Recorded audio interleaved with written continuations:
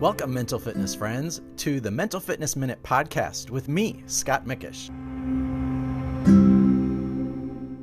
This podcast is sponsored in part by Mental Fitness for All, a 501c3 partner program of 40 Fit Mental Fitness, providing free and reduced cost mental fitness training for income-eligible individuals and organizations. For more information or to donate, visit mentalfitnessforall.org. That's mentalfitnessforall with the number 4.org.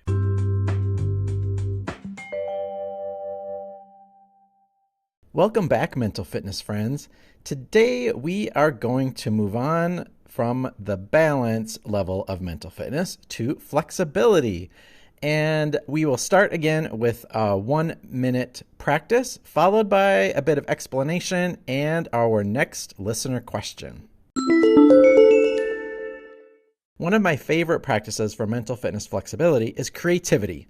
So creativity being a power of your prefrontal cortex, challenging that part of your brain that requires some impulse control, some emotional regulation, some critical thinking and problem solving to come up with an idea and create something. It doesn't matter what you create. If it comes from you and your ideas, that is really where the benefit of the practice comes from, in you creating yourself and getting that little hit of dopamine that reinforces those neural pathways. So whether you're looking to upcycle a lamp, you're looking to redecorate a room in the house, you're looking to bake something, maybe it's sculpting, maybe it's drawing, maybe it's writing poetry, maybe it's even something as simple as helping someone else come up with a creative solution.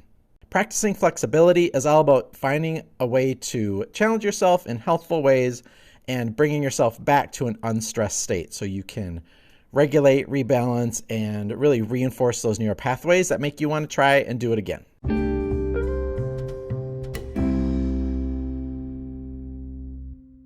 So a mental fitness practice related to the level of flexibility is really about challenging yourself with a healthful level of stress, followed by rest and relaxation and a big old pat on the back for a job well done, much like we do with physical flexibility. So if you think of it as challenging yourself just to the point of discomfort, but then relaxing, going back to that healthful state that really balances things out again is a really important part of practicing flexibility. As I like to compare to physical fitness, you don't just jump into the splits. You practice, you stretch, you prepare yourself for it, and eventually you will be able to do it and not injure yourself.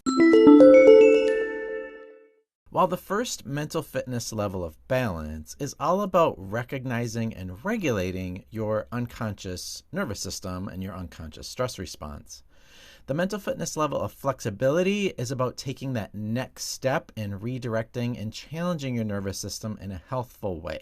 Understanding the mental fitness level of flexibility is really about understanding how your nervous system functions and develops.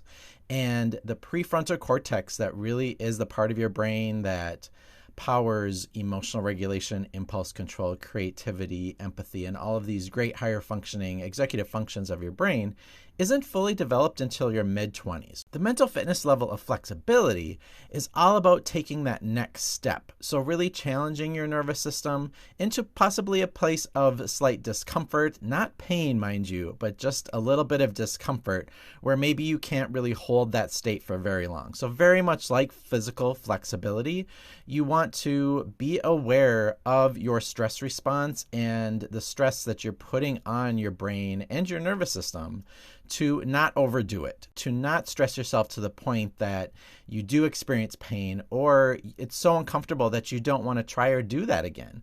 The real reward in flexibility is pushing yourself to a point that next time you do it, you can maybe go a little bit further. So it's building a little bit of strength, it's building a little bit of resilience, and it's really allowing you to develop in a healthful way, to navigate stress in a healthful way.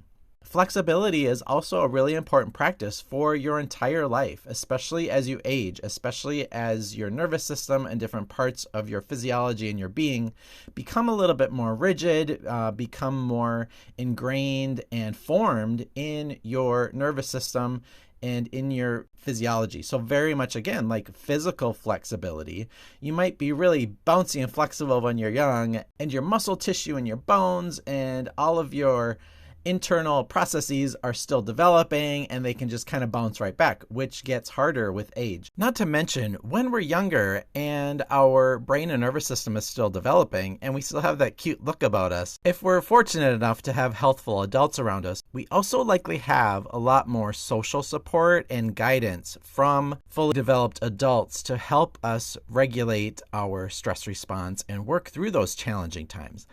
As we age and become an adult and that expectation and pressure is put on ourselves, we may not have that external social support and understanding that can help us regulate our stress response when it's challenging for us.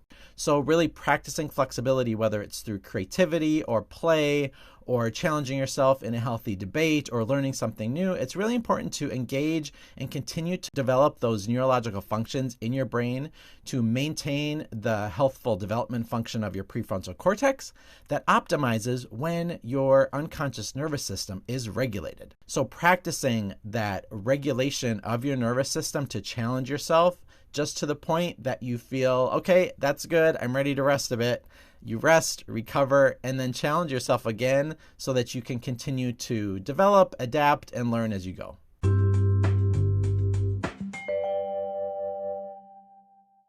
Now it's time for our next listener question. And this is a question I get a lot in my mental fitness practice. I am a teacher and parent. How can my kids and students learn mental fitness practices to manage stress? Well, this really is kind of a two-part answer. The first part being it really depends on the age of your child or student. Part of that being their knowledge and education of their brain and nervous system, and part of that being the development of their brain and nervous system. So in either case, it's very likely that their prefrontal cortex is not yet fully developed, which is really why developing brains and nervous systems as kids require the guidance and support of healthful adults to help them deal with challenges, deal with emotional struggles and changes, and developmental issues just as they are maturing and challenged with emotional regulation and impulse control as part of their stress response. That is still part of their developing brain and nervous system. Part of that also is how you as a parent and teacher have been educated and learned about your brain and nervous system. So unfortunately, this is really new science that hasn't really been taught in practical, easy to understand terms. So unless you really got into neuroscience or were really deep into biology and physiology, some of these concepts are very new and emerging, and even just connecting the dots as your mind being a mental function of your brain and nervous system is a new conversation, even in the mental health space. So educating yourself as a parent or teacher really is the first step in providing guidance and training for your children and students. So I, as a mental fitness practitioner, actually don't work with kids. I say I will train the parents and teachers who are leading by example, who are providing the guidance and support for the children and students. So it's kind of a train the trainer sort of methodology. So I would really encourage you as the teacher and parent to learn more about your brain and nervous system, about the prefrontal cortex and the amygdala, your unconscious nervous system. Learn about neurodiversity just in terms of how different nervous systems develop differently, need different practices, need different things, and to understand that neurodiversity is not a condition, it's not a diagnosis, it's just a fact of science that we all have diverse nervous systems. We're as diverse on the inside as we are on the outside. And to also realize that within the mental fitness realm, the trickiest part is that we are dealing with stress and emotion that we cannot observe other than through expressed emotion and behavior. So compared to physical fitness, which is why it's a lot of times easier to teach kids about physical fitness, is you can see muscles, you can see physical weight, you can see that barbell, how heavy it is, you can see how much you're lifting, you can measure how long you're running, you can even measure your heart rate and breathing rate. You can't necessarily measure the level of cortisol and stress in your system or the neurological stress and strain emotionally and neurologically that's going on inside your body that is basically invisible, that comes out in our emotions and behaviors. So that's really the trickiest part with mental fitness, is we're dealing with something that we cannot see and observe, that really has to be felt and understood from how it drives our thoughts, feelings, and behaviors. So there's a big educational component and a big area of awareness and acceptance. So long story short, you as an adult or teacher, take care of yourself, learn about your brain and nervous system, and really start modeling those behaviors of stress management that the kids will pick up as they continue to learn and develop and grow as well.